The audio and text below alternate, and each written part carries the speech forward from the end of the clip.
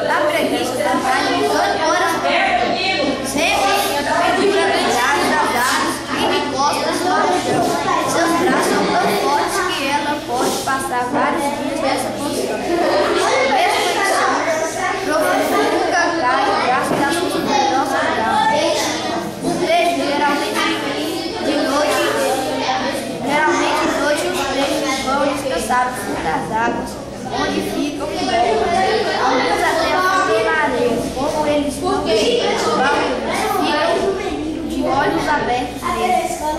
As formigas nunca dormem, elas se reservam em período de trabalho e repouso. É como se organizassem em turnos para realizar as tarefas dos formigueiros. Quando descansam, seu organismo trabalha mais do que e elas recuperam sua força. Os flamingos dormem em pé, ora se equilibrando sobre uma perna, ora em outra. Depois, puxa ele. O bicho, eu entendi que o bicho preguiça, ele dorme 20 horas por dia e ele demora para andar e comer. E dorme pendurado nos galhos e costa para o chão.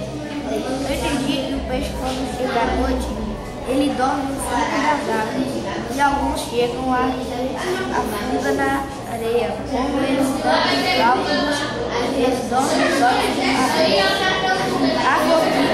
As formigas não dormem, elas ficam trabalhando.